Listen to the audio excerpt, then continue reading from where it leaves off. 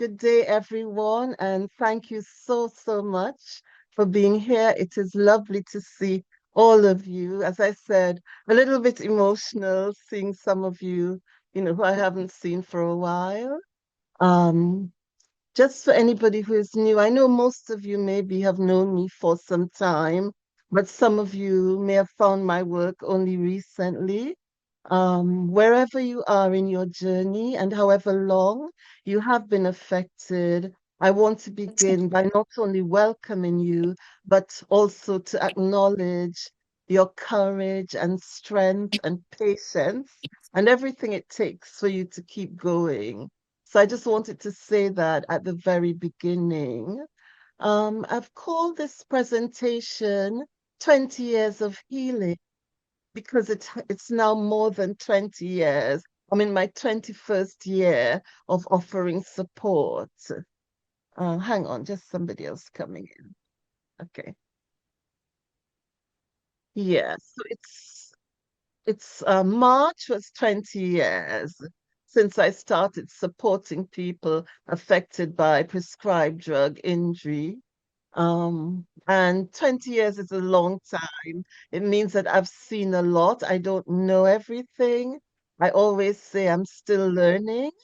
But it's long enough to witness enormous changes within the community and to see, people come and go, theories come and go, organizations rise and disappear, terminology change, medical opinions shift, countless treatments, supplements, healing protocols become popular and then fade into the background. It's been quite a learning curve and quite fascinating to witness. But I would say most importantly, 20 years is long enough to see even the people who were convinced they would never heal, to see them heal. And that's my gift, as in, I think I'm privileged to be able to do what I am doing. I always see it that way.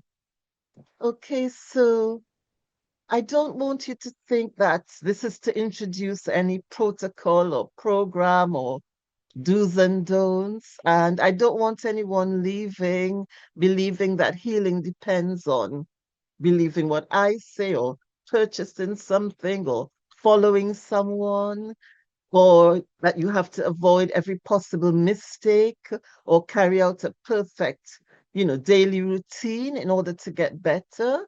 All I'm going to do today is just tell you what I have seen over the years, what seems to work, and how I think you could navigate your way and protect yourself. Okay, and then of course you have your questions at the end. You know I do have dystonia, so if I feel an episode coming, I'll just switch the camera off for a few seconds and I'll be right back. And if you've seen my webinars and so on, for those of you who don't know, this is nothing to do with withdrawal. This is why I was prescribed the drug in the first place. So I don't want you to think, it's an after effect of withdrawal or anything like that. Okay, so I'm first going to just start with a bit of history, just telling you a little bit what it was like before so you can see how things evolved, and particularly our newer members. So, um, the when we started, it was very simple. So much so that now I wonder how I would have coped if I had to go through it when you are with, when you're privy to so much information.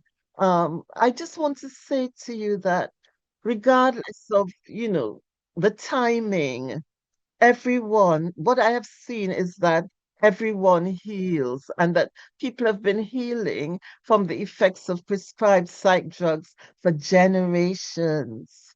Sometimes I think people forget that because, they're told if they don't do a particular thing, they won't heal. And I never ever sort of say, oh, that person is wrong. I just say, oh, but how come before that, concept came into being, people got better. People got better without doing these things. So I want you to always keep that in mind as you go through this, that yes, all these things that are recommended, most of them are quite harmless and, by all means be proactive, but always, always remember that if you're told you will not heal unless you do this thing, you must ask, how come people before healed? All right. So they heal before social media, before brain retraining programs.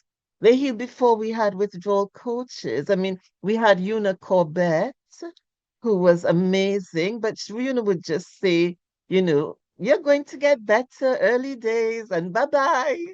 So the coaching and so on, we didn't really have. They heal before, you had to take do a certain protocol before our functional medicine doctors came on the scene, before nervous system regulation became a familiar phrase. Um, they healed before they were told to think positively, practice neuroplasticity, resolve every trauma, regulate every emotion, or follow a particular diet in order to recover. And, their bodies healed because the human body has an innate and extraordinary commitment to restoration. Okay, it's going to not stop working on restoring that homeostatic equilibrium. All right. So when I first entered the withdrawal community, one of the other things I just must say, we didn't have, Instagram, TikTok. We didn't know about Facebook. I think it was around that time that Facebook and YouTube were introduced, but we didn't know that it was a few years later that they became quite popular. So we didn't have, live streams and podcasts and any information. We only had the Ashton Manual and the benzo.org website, and I think there was like a Benzo Island and another yeah, two forums, and that was it. So, we had no algorithm sort of continuously presenting, you with things that you'd rather not see. Um, and there was a group, I want to talk about them because I think it's important. It was called the Yahoo Protracted Withdrawal Group. And so can you imagine that I was fairly early on in my own journey, but I saw in that group people who were waiting for quite some time. And what was fascinating is that they were convinced they wouldn't heal. And I watched every single one of them heal. And that for me was very reassuring. I think that's why. And I know people, I think people, oh, sorry. So because of the dystonia, you might see me getting lower and lower, but I can't, I have to hold my neck up and lean forward a bit. Okay. So I'm not being unprofessional. I'm just working with what I have. Okay. So yeah, just listen if looking at me is distracting. Yeah, so when I saw those people in that Yahoo protracted group heal, it was just so reassuring. Well, for all of us, who kept an eye on them. But those people were told, and remember back in the day, it was awful. We didn't have, Mark Horowitz and, Joseph Daring or, we'd only had Professor Ashton, Professor Malcolm Lader, and we had the advocates, so Ray Nimmo and Mick Behan and Colin Downs Granger. People, most of them have passed on now, but they were quite vocal. But in terms of medics backing, or even not gaslighting and so on, everybody was told back then that withdrawal could only last a few days or weeks. I mean, I was told, no, Miss Frederick, you could not still be in withdrawal. The maximum we would say was about 3 months, and they just, thought something was terribly wrong with me mentally because I insisted that I was still going through withdrawal. Um, if symptoms were if a doctor at that time witnessed symptoms, they would just say, oh, it's your anxiety that has come back, or your depression has come back, or they were given other diagnoses. And of course, many, as I said, were told that their symptoms were psychological, like I was. Um, but basically, they just said it was medically impossible. And of course, some were prescribed additional drugs in order to treat the symptoms that had actually emerged during their own withdrawals. So there was very little acknowledgement from the medical establishment, that a person could stop taking a prescribed drug and remain significantly affected months or even years later.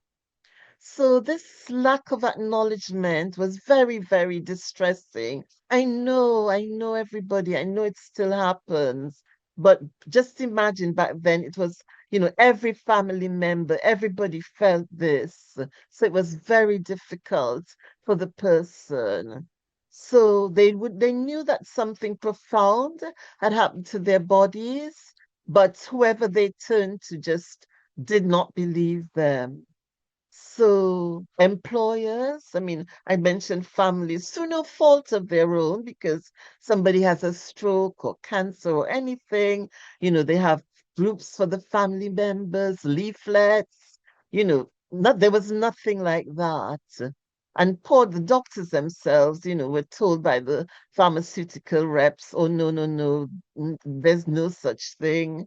I mean, poor people who took antidepressants, they couldn't even use the word withdrawal, they had to use discontinuation syndrome. And, it took a very, very long time. I remember up to, I think it was maybe 2012, 2013, there was still in the NICE guidelines, that antidepressant withdrawal lasted 3 months. So we had to work really hard to get that changed.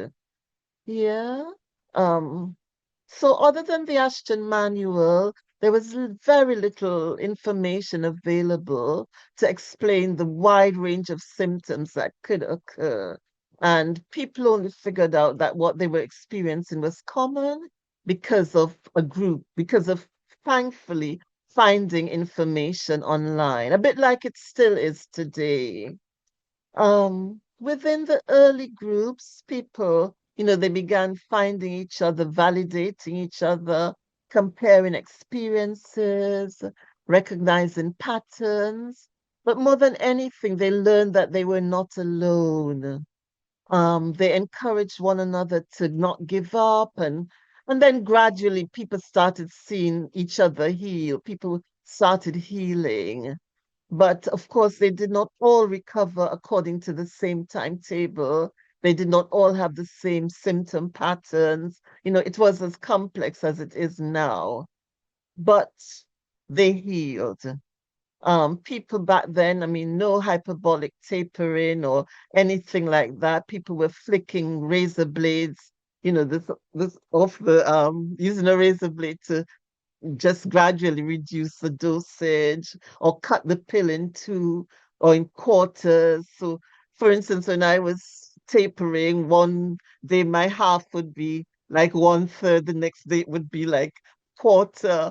It was, I don't know how we healed, but we did. And so, yeah, people returned to work and they rebuilt their relationships. They went overseas, went traveling. Some went back to school or changed careers, and some resumed their roles as grandparents or parents. And then some became involved in advocacy. Others just quietly went back to ordinary life. One of the realities of our community has is that people who leave they go and we don't have much evidence that they healed. Not everyone leaves a success story. So people get better and they stop visiting the groups. They no longer need that daily reassurance. They become busy with families, work, friendships, responsibilities, their plans, and the absence, and I want you to listen to this carefully, the absence of the people who have healed can unintentionally create a distorted picture. So those of you who are still there, you just see everybody struggling. But those who have recovered have become invisible because they're gone. They're back to life, back to reality. So if you are new and you enter a group and you see hundreds, maybe thousands of people who are still symptomatic, what you cannot see are the many former members who are healed and outliving their lives. Yeah. And so this has been a big challenge in representing healing accurately. I often beat myself up for not having the foresight to see how important success stories are or were going to continue to be so that all those thousands of people, I never ever bothered anyone if they didn't sort of offer the success story. And so there's not a true reflection of the healing. There's a true reflection of the suffering, but not of the healing. Yeah. So the earlier groups, they had their problems. I don't want to romanticize it and say it was any different to how it was today. People were scared, they disagreed, there were little arguments, and, but there were some significant differences because information moved more slowly. Yeah, there wasn't this information overload. There were fewer videos of people describing their symptoms in real time, fewer opportunities to spend the entire day immersed in, another person's suffering or other people's suffering. And this meant that there was less vicarious distress. Yeah. Now, vicarious distress occurs when we repeatedly witness or absorb the distress of others until our own nervous system begins responding as though the danger is happening to us. Yeah. And I see this all the time. So a person might be having a relatively manageable day, then they read 20 frightening posts and become convinced the same complications are about to happen to them. Yeah. So they may encounter symptoms they've never experienced and begin monitoring themselves for those symptoms. Or they may read someone has deteriorated after eating a particular food, taking a particular supplement, exercising, traveling, resting too much or think or not at all, or thinking the wrong thoughts. And before long, everything becomes dangerous. Yeah, based on what they've been reading. So, be careful as you're out there navigating your way. And just remember that, yes, social media can provide invaluable connection, validation. It has helped people to find information, access support, and realize that they're not alone, but it has also created an environment in which fear spreads with extraordinary speed. Yeah, I know this happens to maybe all of you. See maybe a success story or somebody posts something quite encouraging, and then you look at the comments and sorry, I know it's not funny. Okay, so if I laugh inappropriately, I'm not at all minimizing what you're going through. It's just I'm seeing it. I've seen it happen because on my Facebook page, I stopped allowing comments because of this. I would spend maybe, I don't know, 45 minutes thinking of something encouraging to say, and one person would hijack that with, yeah, Bailissa, but what about and all of this. So I'm just saying that you may go looking for encouragement and quite traumatized by what you read in the comments. There's no way around that, and yes, sometimes you'll be triggered, but I think the groups definitely have more um, advantages than disadvantages being a member of a group. It's just how you handle it. Okay, so there was less blaming of of each other. I see that it's so heartbreaking. You're keeping yourself sick. You're focusing on symptoms too much. You're not regulating your nervous system correctly. You're not doing enough neuroplasticity. You're resisting your symptoms. You're using the wrong language. You're identifying as injured. You're spending too much time resting or confusingly, they may be told that they're trying too hard and should stop doing so much. So, although some of this advice may be well intentioned, it can become another form of gaslighting, and it can imply that a person's ongoing symptoms are evidence of a personal failure. And everyone, when you go through all you've been through with finally figuring out that it's withdrawal and the tolerance years and all the problems, you must be gentle with each other as well as with yourselves. Okay? So be careful about that pointing a finger. I know it's well intentioned, but no one size fits all. So it can really leave them feeling that they've not only been injured, but they're somehow responsible for remaining injured. So we must be careful about this. The fact that stress can intensify symptoms does not mean stress causes injury. The fact that reassurance and nervous system support may help someone cope does not mean that a lack of, the reassurance or the nervous system support is preventing biological healing. It doesn't work like that. So the fact that thoughts can influence how we experience symptoms doesn't mean that our symptoms are being created by the thoughts. And the fact that an intervention helped one person doesn't mean that another person has failed if it doesn't help that person. And that is my biggest challenge. And this is exactly why I did this webinar. People getting in touch with me in crisis because somebody told them that what they need to do is whatever, and they tried it and it didn't work. And so they're convinced they won't heal. It's really, concerning. So support, if you're going to support each other, it should reduce shame and embarrassment. It shouldn't create more of it. Okay. Okay, so I'm just going to stop for a minute and let the spasm pass, and I'll be right back.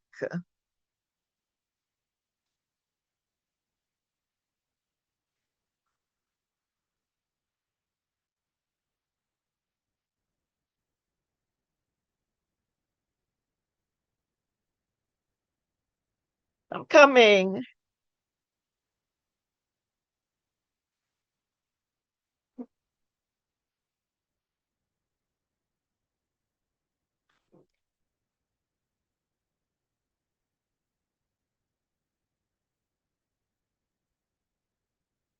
Okay, thank you for waiting.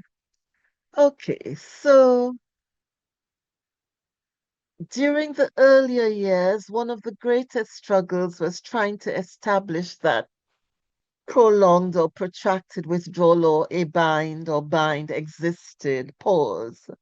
Um, so, we wrote to doctors, um, journalists, politicians, regulatory bodies, and there was a lot of there went an outcry really and gathering of research. Um, we went from being called substance misusers and substance abusers, to iatrogenic injury. So a lot of progress was made. And then we started to have more professionals like, Dr. Mark Horowitz and Dr. Joseph Witt Daring and, other medics who began acknowledging that prescribed drugs could produce severe and prolonged problems during reduction or after discontinuation. And, that has continued. So we started to have more research. Luke Montague and John Reed, Anne Guy, all these people, academics then started, to contribute. Um, Adele Framer, Altostrata, people really began to um, sort of give more focus and more credibility to the claims of this. We used to call it an underworld of suffering. So people, the claims of people who were below the radar. Yeah, it hasn't progressed as much as we would like it to, but we've come quite a way. Yeah. So mainstream media began covering the subject. Unfortunately, a lot was done by the Daily Mail, and the Daily Mail, it sensationalizes everything. So I think it may have done more harm than good, but awareness is awareness, even if they paint it as, when they did the story with me, they made it just seem like all women were neurotic, you know? So much so that one man left a comment under the article saying his comment was simply women, WOMMEN, and an exclamation mark. No, women. Anyway, I don't remember how he spelled it. Yeah. But at least people were speaking out, at least journalists were interested. And then gradually, I think that psychological burden started lifting. People realized they weren't alone, they were not imagining it, they were not uniquely defective, and recognition then brought, growth in the community. More people recognized what was going on with them, and then the alternative medicine doctors and other people started giving us a lot of attention. It has been very good and it has been not good in some ways. So over the years, I've watched them come in with the neurotransmitter therapy, the intravenous amino acids. I can't begin to tell you all the different things and the hype. So what tends to happen is that somebody comes with an idea, and because you are so vulnerable, everybody is thinking, is this what is going to help me? So it really upsets me because they don't say to you, it may help. They're telling you this is a problem. So everyone, knowledge is different to experience.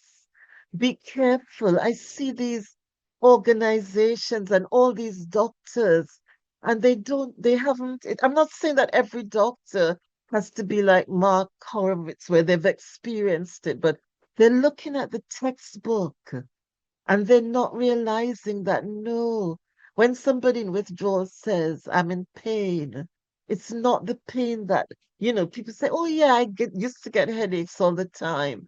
And I get really, when I'm speaking to family members and so on, I think, no, it's not the same. This is something that no painkiller touches. You can't, there are no words to describe the intensity of what your loved one is experiencing. So I just get a little bit protective and a little bit sad when I see this sort of, you know, s- um, it's like they're convincing you that if you do what they say, you won't go through, what the others are going through. And then if you are going through what the others are going through, you're doing something wrong. You're not doing anything wrong. Back in the day, and this is why the history is important, people thought that to heal from withdrawal, they would lie down. I went from my sofa to my bed, to my sofa to my bed. And I'm not saying you to do that. If you can move, you move, and so on, but be careful, okay? Because I find that we healed a lot quicker doing that than all the stuff. It's just so much happening today. And I don't know how you do it with, everybody's all the different opinions. And I know we have over 100 coaches now. And, everybody's trying to sort of say, this is the way.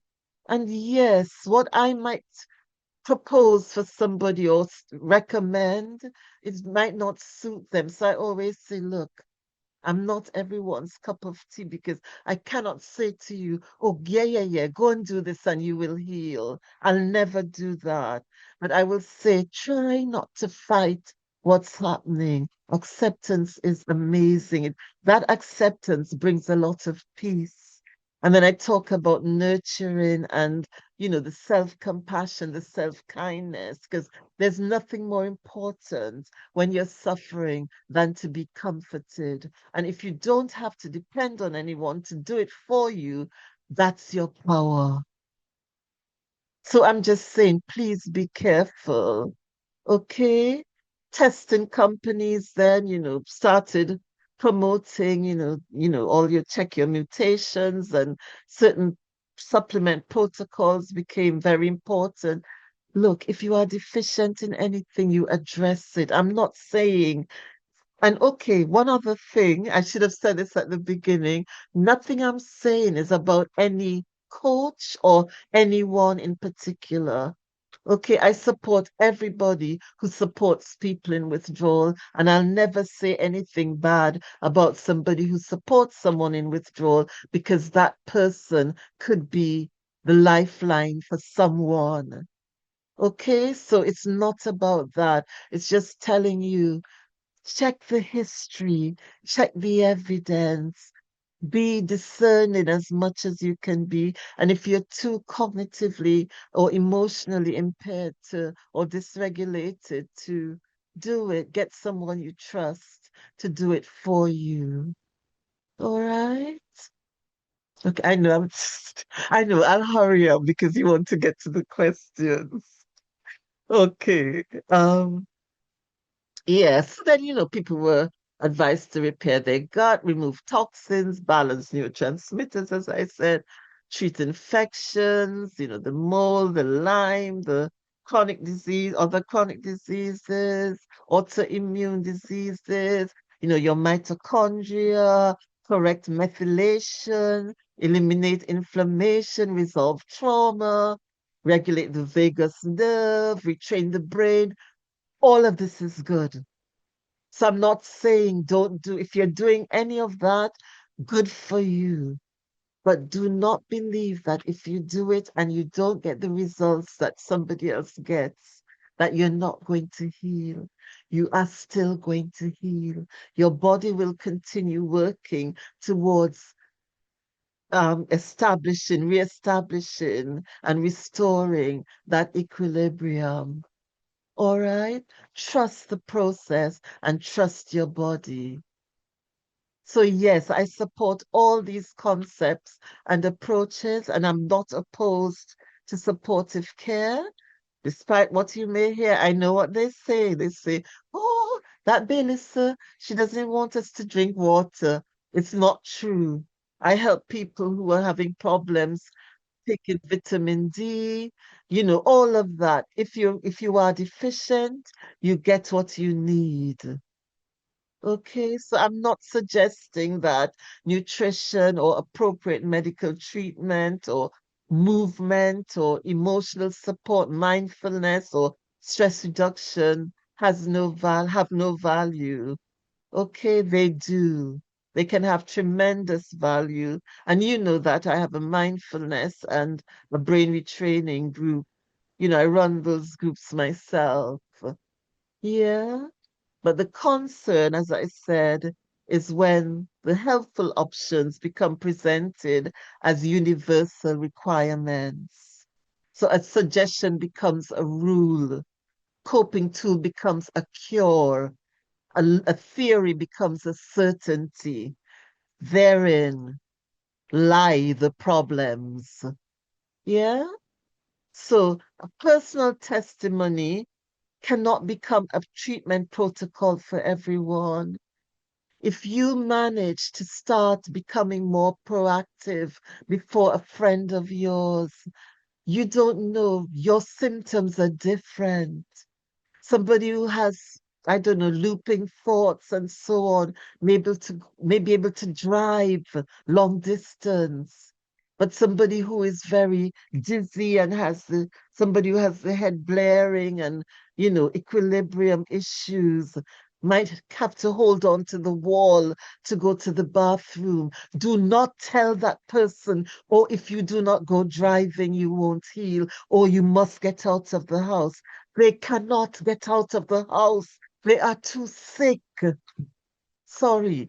Please, it's just so distressing and it's so judgmental.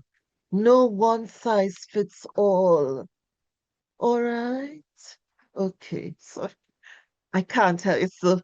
I'm Caribbean. We are hot. We are heated. But anyway, but you know what I mean. Okay? Your personal testimony cannot become a treatment protocol for everyone. Okay? When somebody's frightened, they become vulnerable to believing that unless they can afford a particular doctor or test or supplement or diet or program, they will never heal. And that makes them unsafe. So when I get emotional, it's because this is what I do every morning. I get the people who think they can't go on. I say, okay, message me. And we do it every 24 hours until it passes. And half of the time it's because they have people nagging them about, if you won't heal. Please, if you want to believe that you won't heal or you're permanently injured, okay, but do not foist it onto anyone.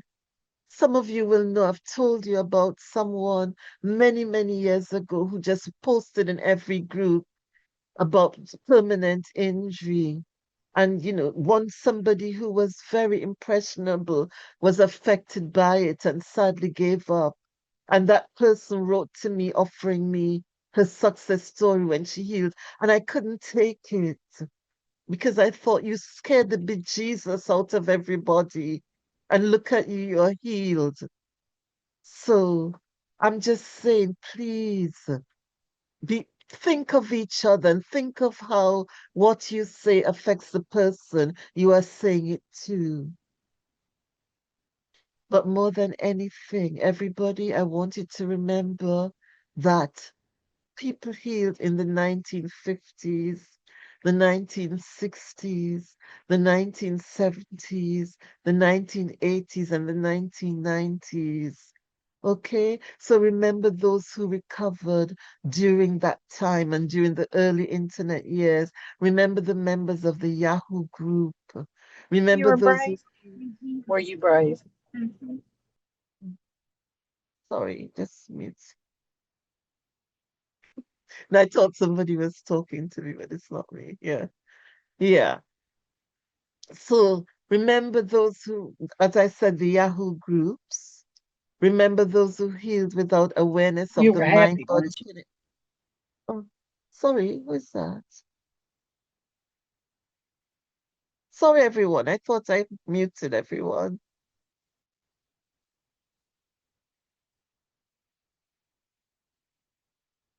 Okay.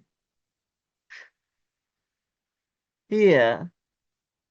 So those who healed, before the brain gut connection was known or without resolving a childhood trauma, remember those who have healed who never heard the word neuroplasticity.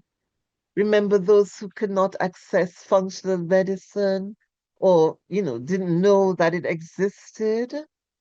Um, Remember those who ate ordinary food because they were not told they had to have a specific diet. And remember those who did not have coaches, courses, podcasts, or daily online reassurance. They all healed. Okay?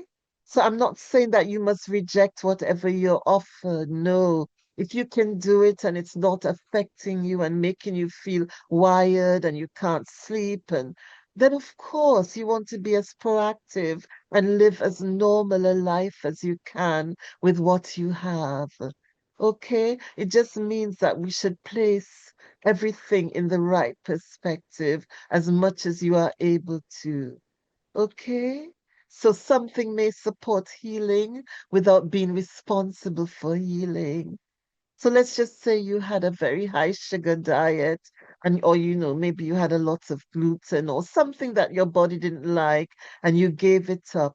Yes, it would support your healing. You will feel some things will feel better. Okay? So something may make the journey more tolerable without being the mechanism that repairs the body. Okay, a breathing exercise may reduce panic. A meditation may help you feel safer, during an intense time. A compassionate conversation can stop you from feeling alone. A nutritious meal may give your body useful resources. Gentle movement may help you to maintain strength. Okay? A carefully chosen medication that maybe your blood pressure is high or you're hypothyroid or diabetes or something. It has to address a specific medical condition. You need it. Okay? A supplement that helps a specific deficiency. All these things are important, but you do not have to create your own protocol for healing. If you understand that the body is resilient, self-healing, and innately intelligent, and that you can trust in the process, it makes for a lighter journey. Yeah, if you're not giving yourself a list of 40 things to do that if you don't do, you won't heal. Okay, so I'll start winding down now, just to say that for more than 20 years, I've had the extraordinary privilege of holding the hands of many people through this, and through some of the more frightening times. So I don't know if I would change anything because there's nothing more heartwarming and fulfilling than seeing you heal. People who believe that they would never, for instance, sleep normally again, or they've lost their personalities. They were afraid they would never feel love or joy or any sort of connection again. People who felt, the DP, the DR, so disconnected from themselves or the world, people who could not tolerate light, sound, food, movement, or conversation, people who felt detached from everything and everyone, or they experienced terror without any threat, any um true threats. So they experience terror because of perceived threats, fight, flight, freeze mode, fawn, people who could not read, work, travel, or care for their families, people who were CEOs and ended up in the basement of their parents' home, or doctors who ended up, unable to practice, or, anyone, people from all walks of life who really were convinced that this was it and how they were feeling was as good as it was ever going to get. Yeah, they were convinced that that was their permanent state. And that conviction felt rational. And it felt rational because the symptoms were so intense and had lasted for so long. But remember, duration is not an indication of how long, sorry, intensity is not an indication of how long you're going to take to heal. Intensity is not an indication of duration. You can feel the worst you've ever felt the day before you heal, or the week before you heal, or the month before you heal. I see it all the time. Okay? If you have a severe wave, it does not sort of erase any healing that took place before. Okay? And a lack of windows, that doesn't mean anything in terms of whether you're going to heal quickly or not. Some people just have waves within a wave. Okay? So time and time again, I've watched people who reach a point where they think the healing has plateaued and nothing else is going to happen. And then they heal completely. Sometimes dramatically so, sometimes quite gradually. Okay, but a symptom will disappear, the sleep returns, the person wakes up feeling like themselves again, that connection has come back. It's wonderful. They begin staying, out of bed a bit longer each time. Sometimes I can hear it in their voices, the strength coming back. They realize they were able to watch a movie, something they couldn't do before, or they ate something they weren't able to tolerate, or they laugh spontaneously. It's just wonderful to witness. Yeah. They go for hours at a time now without thinking about symptoms, or they become interested in the lives of their loved ones again. Because when this is happening, it's all consuming, and family members say, Belisa, is it normal to talk and think about this all day, every day? And I'm like, yeah, it is. It's a symptom. So, things just start to improve. They start interacting with more people, making decisions, problem solving, having new experiences. So, in other words, many of the art activities now described as neuroplasticity exercises begin happening organically as capacity returns.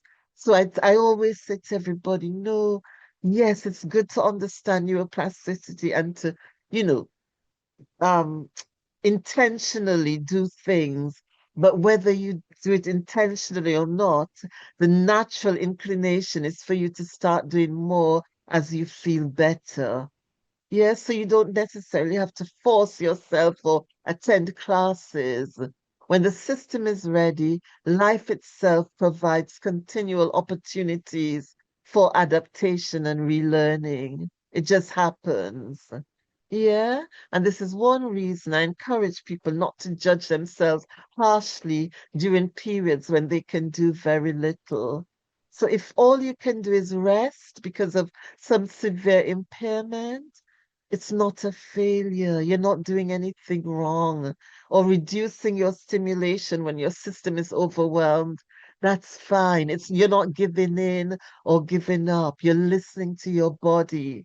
Okay? And if you need reassurance, it doesn't mean you are weak. Yes, people reassurance loop when going through this, and that's okay. Because the better they feel, the less reassurance they will need.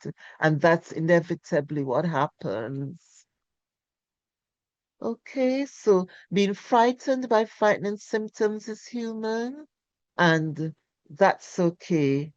There are people who will like meditating and others who won't like it. There are people who follow strict routines and people who live quite chaotic lives. All of that, your body's still going to heal. Okay, and over the years, we never saw like a certain type of healing personality. And this is why I say to everyone, no withdrawal is logic defying. All the people who thought positively didn't heal before the people who said to me, oh, babe, I'm getting worse every day and I've lost the will to live, or, all the things they say. It wasn't like that. So there's no perfect way to do this. There's no right or wrong in the sense of you do what works for you, you wing it. You do whatever you need to do to get through the days. Okay, you don't give up. All right, because you're going to heal. You are actually healing, even when it doesn't feel like it. The sun is shining behind the clouds. All right. So just remain here and allow your body some more time. And yes, do what you can. Interact. Anything you can do, you do it. But don't beat yourself up if you can't. One other quick thing, the role of AI as a coping tool. And just to say, everyone, I'm putting together some training courses. This one is free, so they're mostly free courses for, I'm just thinking of, it's a good way to sort of, you know, just impart information that will help you as you heal. So we now have most of my clients have, they have a name for their chat GPT. They talk to or Gemini, they talk to them all day. So much so sometimes I say, chat, are you taking away all our clients? And it's like, no, babe, I don't have your voice and so on. But anyway, I just want to say that AI can be useful in many ways. It can help you organize your questions before a medical appointment. It can help you translate complex information into simple language, so like your test results and so on. It can help create a daily routine when, thinking is difficult for you. So if you're cognitively impaired, um, it can suggest grounding exercises, meditations, ways of communicating with your family. It can do a lot. But AI, remember, it's a bot. It can be regarded as a coping tool, but it's not all-knowing. It makes mistakes. It can be inaccurate. Actually, sometimes one person told me that it quoted me as saying something, and she said, no, Bailey, I'm a member of Bailista.com, and she didn't say that. But then they said, oh no, sorry, sorry, and it can backtrack. But yeah, so it basically just scans everywhere, goes into Benzo Buddies and Reddit and everywhere. And in that sense, it can tell you, how many people have, or there are others like you, and so on. But it does not replace, your own common sense and the input of your loved ones and so on. Okay, it cannot examine you, it cannot replace your doctor. So it can't diagnose emergencies or, replace professional care. Okay, so you don't use it to analyze every symptom or repeatedly seek certainty that no one can provide. Anything, whether it's AI or me or any coach, anyone who has an absolute and is very certain and is predicting, be careful. Okay? So AI can reduce cognitive load and provide some support, but used anxiously, it can become another form of endless check-in. Yeah? So if the question isn't, is AI good or bad? What you ask, and with anything, is the way I am using it leaving me feel more supported and capable or more frightened and dependent? And that's actually a question, even as a coach or a therapist. Am I empowering this person, or at the end of it all, are they feeling more scared and dependent on me? Okay, that's very important, everyone. Yeah, when you finish speaking to your coach or to AI or whomever, you must feel I can do this, not, oh, when I need to speak to you again now, because that dependency. Okay. Does this resource help me live through the day? Or does it convince me that I am in constant danger and must work harder or must depend on it to save myself? So, in closing, after more than 20 years, what I have seen and what I believe is that yes, the suffering can be extreme, but I believe people deserve to be listened to. I believe they deserve to be believed and treated with dignity and respect. I believe that medical symptoms should be explored through diagnostics rather than everything automatically being attributed to withdrawal. That's important, everyone. I know people become, oh, they do not mention the doctor to me, but sometimes if there's another thing can be causing something that's a withdrawal symptom or that's listed. So please, okay, you should not be shamed or ashamed of seeking medical care. Um, I believe that supportive practices, like, all the things we talked about, the mindfulness, all the somatic exercises, all of that can help to make the journey gentler, and that different people need different kinds of support. Again, the no one size fits all.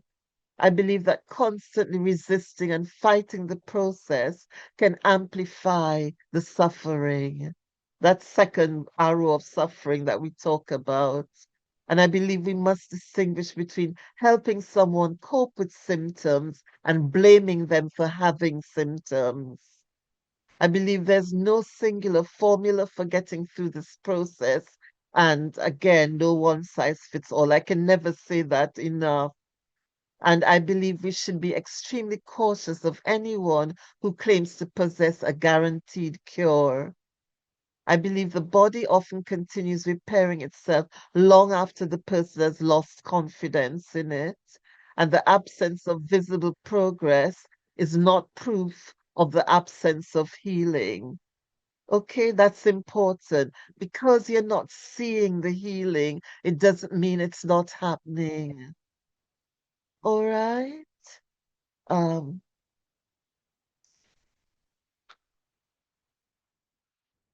mhm. And this now, this is where I'm not going to get emotional, but for those of you who are severely protracted, please, you are still going to heal. All right? So I believe that people do recover after very long and difficult journeys because this is what I've seen over the past 20 years.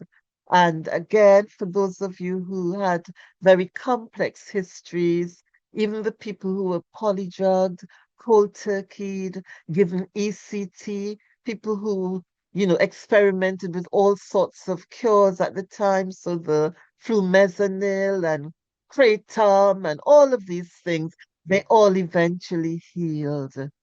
All right. So I've watched healing happen repeatedly for more than 2 decades, and it is absolutely wonderful to witness. I've seen people return from states they believed were irreversible, and they were convinced they wouldn't get better. So that history, that anecdotal evidence is what fuels my unwavering belief in healing. And if you've been waiting for a long time, don't get angry with me or think I'm gaslighting you. I would just encourage you to keep holding on. Okay? The community's history is not simply a record of suffering, it's a history of adaptation, of endurance, of people helping each other survive experiences that were barely acknowledged. It's a history of bodies continuing to move towards equilibrium, even when the process was slow and healing was not evident or healing was impossible to measure. So the history I have witnessed is one of healing. Okay, so perhaps you're listening tonight from a bed or a sofa. Perhaps you had to dim the screen or turn the volume down or keep your camera off. Perhaps you're dealing with intense symptoms that make you worry about your future or whether or not you can heal, or you are newly affected and terrified by what you've read and heard so far online. If you've been healing for years and are exhausted by the passage of time, or you may be a family member trying to understand, perhaps you're a professional who wants to support people more safely and compassionately. But whatever has brought you here, I want you to know that whether you believe every theory or not, whether you follow every protocol, monitor every symptom, compare your timeline with anyone else's, your body, your wonderful, loyal body will not stop until it restores homeostatic equilibrium. Okay? So you do not have to be constantly positive. You do not have to prove that you're trying hard enough or anything. You are allowed to be frightened. You are allowed to validate your feelings. But I encourage you to use tools that genuinely support you and avoid those that increase your distress, right? You will heal in your own way and in your own time. The people who came before you, they didn't have all the answers. Many had very little support. Many were very isolated. They often didn't know what was happening. They made mistakes. They became discouraged. They had setbacks. They doubted their bodies. And still, they healed. Still, the healing took place. So when the noise becomes overwhelming, I want you to return to this history. Yeah, this little lesson in history. Return to the evidence of people who suffered, endured, and eventually re-entered life. Return to the knowledge that the body is not static and that with every breath you take, healing is happening. Your loyal and resilient body is responding, adapting, and attempting to restore balance continually, regardless of how you feel. So return to the truth that how you feel today is not how you will feel forever. For 20 years, I've watched people become convinced that healing was not happening until gradually or suddenly they discovered that it had been happening all along. And this is why I continue to hold hope. This is why I encourage you, and as gently and as firmly as I can, to keep holding on. Please allow your body more time. Don't give up on your healing. Okay? Thank you.